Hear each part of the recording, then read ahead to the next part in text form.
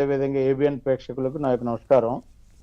ఇప్పుడు పెద్దలు శ్రీరామ్ గారు చెప్పినట్టుగా తిరుపతి దేవస్థానంలో ఈ విధంగా ఒక పరకామణియే కాదు, లేకపోతే మఠాలకు సంబంధించే కాదు, తిరుపతి స్వామివారి యొక్క ఆస్తులు, భూములు అన్యక్రాంతం అవుతున్నటువంటి విషయం నాకు తెలిసి, అంటే నా వయసు అంత లేకపోయినప్పటికీ కూడా అనేక చరిత్రలో, లేకపోతే మేము పర్యటన చేస్తున్నప్పుడు మాకు వచ్చినటువంటి అనేక ఫిర్యాదులు చూసినట్లయితే వందల సంవత్సరాల క్రితం నుంచి దొరికిన వాళ్ళు దొరికినట్టుగా, దొరికితే దొంగ దొరకపోతే దొర అనే రీతిలో ఒకవైపు ప్రభుత్వాలు సహకారంతో, ఒకవైపు దేవాదాయ వ్యవస్థ అధికారుల యొక్క సహకారంతో మరోవైపు ఎవరు దోపిడీ చేసినటువంటి పరిస్థితి ఎంతెంత ఉందనేటువంటి విషయం మనం ఈరోజు లెక్క కట్టలేనటువంటి స్థాయిలో ఉంది అనేటటువంటిది శ్రీరామ్ గారు చెప్పినట్టుగా నేను కూడా దాన్ని సపోర్ట్ చేస్తున్నాను.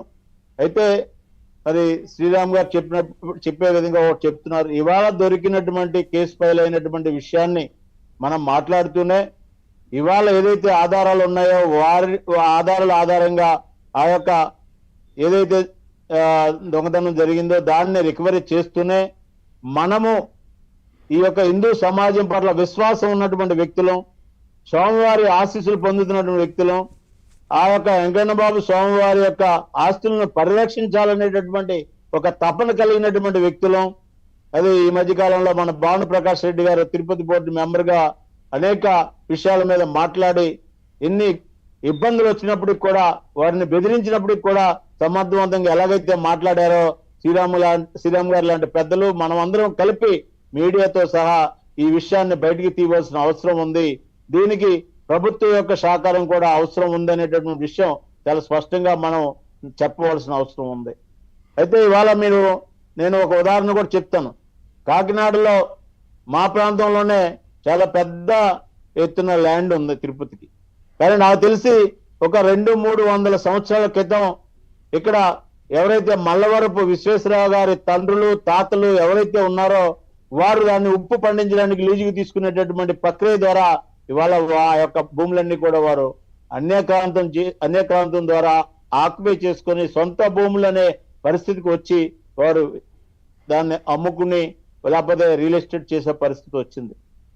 మరి నిజంగా తిరుపతి దేవస్థానం వెంకటేశ్వర స్వామి యొక్క ఆస్తులను అమ్ముకునే రైట్ కానీ, అది ఎవరికైనా లీజుకి ఇచ్చే రైట్ కానీ, లేకపోతే పక్కాగా డాక్యుమెంట్ ఇచ్చే రైట్ కానీ అధికారులకు ఉందా, ప్రభుత్వానికి ఉందా అనేటువంటి విషయం అది మరి అధికార పరంగా పెద్దలు ఈ విషయాన్ని కొంత కన్ఫర్మ్ చేయవలసిన అవసరం ఉంది.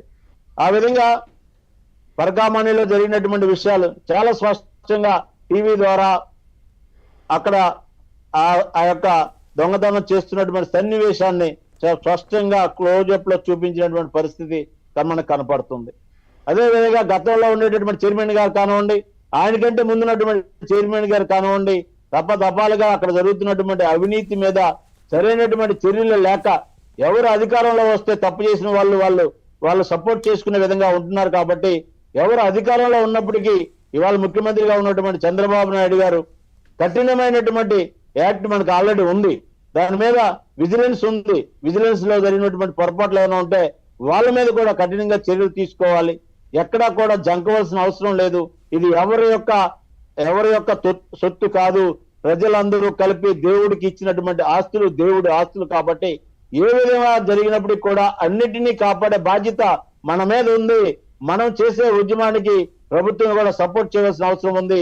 ముఖ్యమంత్రి చంద్రబాబు నాయుడు గారు స్పందించవలసిన అవసరం ఉందని కూడా నేను చాలా స్పష్టంగా చెప్తున్నాను. దీని మీద పెద్ద ఎత్తున భానుప్రకాష్ రెడ్డి గారు చేస్తున్న ఉద్యమం ఏదైతే ఉందో, వారు మాట్లాడుతున్నటువంటి విధానం ఏదైతే ఉందో వారిని అభినందిస్తూనే అక్కడ ఉండేటటువంటి టీటీడీ చైర్మన్ గారు బిఆర్ నాయుడు గారు కూడా మాట్లాడవలసిన అవసరం ఉంది. బోర్డు కూడా కఠినమైన చర్యల మీద ముందుకు వెళ్ళవలసిన అవసరం ఉందని చెప్పి ఈ విషయాన్ని ఒకసారి నాయుడు గారితో మాట్లాడదాం. సురేందర్ నాయుడు గారు, ఇంతవరకు శ్రీరామ్ గారు కూడా చెప్పినట్లుగా కేవలం అంటే రవికుమార్ వ్యవహారానికి సంబంధించి విచారణ జరుగుతూ ఉంది. రవికుమార్ ఆస్తులకు సంబంధించి విచారణ జరిగింది. అలాగే ఇది ఎంతకాలం నుంచి జరుగుతోంది, ఇంకా ఎవరెవరు ఉన్నారు, ఇలా అనేక విషయాలకు సంబంధించి పూర్తి స్థాయిలో దర్యాప్తు జరగాల్సిన అవసరం ఉందనేది వారు చెప్తున్నారు. ఏం చెప్తారు? నవీన్ గారు, నాకు కొంత టైం ఇవ్వండి దీని మీద. వీళ్ళిద్దరూ మాట్లాడిన దాని మీద, దాని తర్వాత ఇంకా కొంచెం ఎక్కువ విషయాలు నాకు అవగాహన ఉంది కాబట్టి నేను లోకల్ ఇక్కడ ఉన్నటువంటి వ్యక్తిగా పూర్తిగా మన ఏబిఎన్ చేస్తున్నటువంటి కృషి, దీంతో పాటు ప్రజల్లో కూడా వెళ్ళాల్సినటువంటి అవసరం ఉంది. ఇది ఈరోజు ఏమంటానంటే, ఇందాక శ్రీరామ్ గారు మాట్లాడినట్టు శ్రీరామ్ గారితో కూడా నేను ఏకీభవిస్తూనే, ఏదైతే రవికుమార్ ఎన్ని సంవత్సరాల నుండి అక్కడ పనిచేస్తున్నాడు, పెద్ద జిఆర్ చిన్న జిఆర్